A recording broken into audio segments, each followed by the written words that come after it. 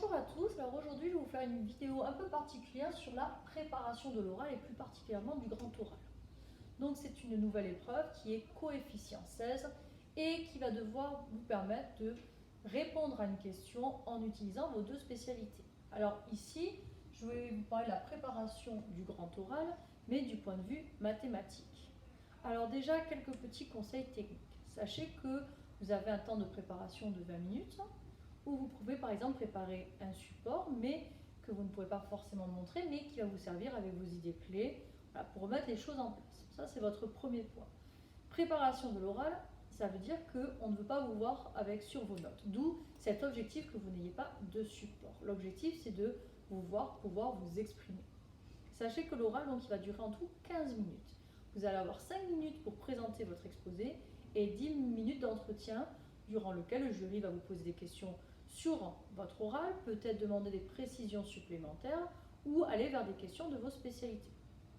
Donc là, lorsque vous voyez ça, 5 minutes d'oral, ça veut dire que ça va mettre peu de temps. Alors, la difficulté de ce grand oral par rapport aux mathématiques, c'est que c'est assez compliqué de présenter un oral avec des mathématiques. Donc, le conseil que je pourrais vous donner, c'est de présenter vos idées et de garder, par exemple, certains calculs pour la fin. Vous pouvez expliquer 2-3 calculs pendant l'oral, mais je pense qu'on va vous poser des questions. Donc, préparez bien vos calculs dont vous aurez besoin. Donc ici, on voit à peu près le temps que ça va mettre. Par rapport à votre grand oral, il faut que votre thème, votre question corresponde à vos deux spécialités. Enfin, une spécialité, on va voir un petit peu le découpage. Donc l'idée, c'est que même si vous voulez faire médecine et que vous avez pris maths et physique, vous devrez pendant 4 minutes présenter votre exposé et expliquer après votre vœu d'orientation. Mais vous n'allez pas mettre d'SVT dans votre question dans la mesure où ce n'est pas une spécialité que vous allez faire. Donc faites attention. Surtout que vous pouvez trouver des questions de maths et physique qui vont pouvoir un petit peu vous rapprocher du domaine de la médecine, notamment si on étudie tout ce qui est la décroissance radioactive ou tout ce qui est l'imagerie médicale. Donc vous pourrez réfléchir à toutes ces questions-là. Donc pendant une minute, vous allez devoir aussi présenter votre vœu d'orientation. Sachez que vous avez le droit de vous être trompé sur votre spécialité et avoir eu le temps de réfléchir à l'année de terminale. Donc ne vous inquiétez pas si votre spécialité ne correspond pas forcément à votre vœu d'orientation. Ce que je vous conseille pendant cette orale, c'est d'être honnête envers vous-même et d'expliquer clairement vos choix. Après tout, on a le droit de bifurquer, de changer. D'accord ? Rien n'est défini. Alors, par rapport au choix des spécialités, sachez que vous aurez deux questions à présenter. Alors, si par exemple vous êtes en maths et physique, vous ne pouvez pas faire un sujet que de maths et un sujet que de physique. Si vous prenez qu'un sujet de maths, le deuxième sujet devra être un mélange de maths et de physique. Sinon, vous pouvez prendre physique et maths et physique, ou sinon les deux, avec un mélange de vos deux spécialités. Alors, par exemple, pour ce qui est question de mathématiques pures, les conseils que je peux vous donner, c'est de choisir une réflexion par rapport à un nombre particulier, par exemple le nombre d'or, par exemple le nombre pi, ou encore les fractales. En effet, on verrait que dans les mathématiques modernes, on a tout un domaine sur les fractales et la géométrie, et ça va permettre de faire vraiment un lien entre l'art et s'interroger sur le lien entre mathématiques et art. D'ailleurs, si vous vous intéressez un peu à l'art, vous avez la vague Hokusai.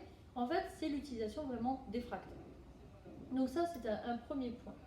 Pour ces questions-là, par rapport au nombre d'or, nombre pi, je vais vous conseiller de vous renseigner sur ce qu'on appelle l'épistémologie. Alors l'épistémologie, c'est un peu l'étude de l'histoire des sciences, comment en fait ont évolué les sciences au cours du temps. Par exemple, en mathématiques, on peut remonter dans la préhistoire à l'utilisation des mathématiques, mais d'un point de vue très utile, avec l'utilisation d'un cardinal. Vous aviez 7 moutons, et bien ils écrivaient 7 traits pour désigner le nombre de moutons.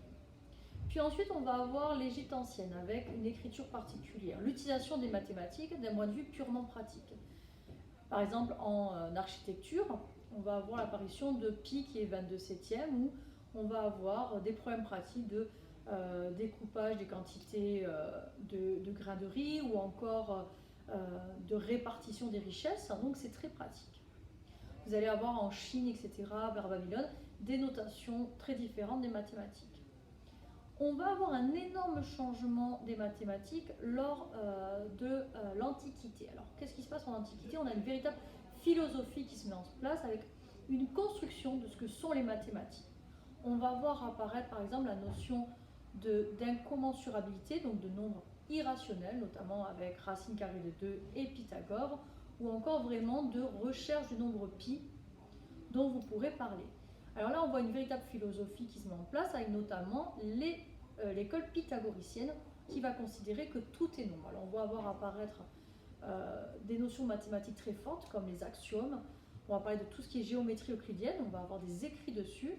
Et Pythagore considère que tout est nombre. Et on va avoir aussi l'apparition, par exemple, de l'arithmancie, qui est une sorte de mathématique divinatoire. Enfin, je vous donnerai des renseignements là-dessus. Donc, on voit un état d'esprit différent où les mathématiques prennent leur part très importante. Pendant le Moyen-Âge, on voit un petit peu une baisse de tout ce qui est recherche. On a quand même Fibonacci qui va parler donc de la spirale d'or et la fameuse suite de Fibonacci. Néanmoins, et il faut remercier Fibonacci parce que c'est grâce à lui qu'on a eu la diffusion des chiffres arabes en Europe. Alors qu'est-ce qui s'est passé? En fait, au 9e siècle après Jésus-Christ, on voit que les Arabes vont permettre la diffusion de ce chiffre indien, du nombre arabe qui va se diffuser, qui va arriver jusqu'en Europe. Donc on a une petite coupure, et puis qu'est-ce qu'on a comme grande période? On a la période de la Renaissance, avec un retour à l'Antiquité. Autant le Moyen-Âge, c'était la période de l'esprit. Autant la Renaissance, on remet l'homme au centre de tout, et on met la connaissance, et on a des exemples avec par exemple Léonard de Vinci, et pour le nombre d'or, vous avez par exemple l'idée de proportionnalité avec l'homme de Vitruve. Puis on va avoir aussi une autre phase très importante de grande découverte, c'est tout ce qui est la période du classicisme avec Louis XIV, et on va avoir vraiment un impact de la recherche très important.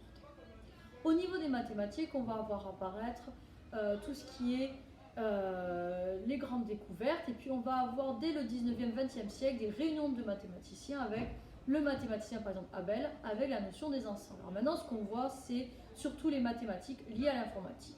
Alors attention, si vous voulez parler de la cryptologie, des choses comme ça, on n'est plus sur le domaine des maths expertes.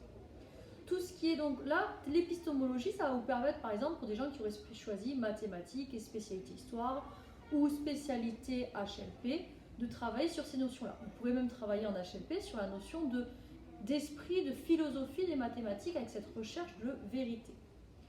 Pour tout ce qui est mathématiques, SVT ou sciences physiques, vous avez tout le rapport avec le LN, tout ce qui est trajectoire, tout ce qui est études vectorielles avec les équations différentielles. Donc là, vous avez un domaine très important qui va apparaître.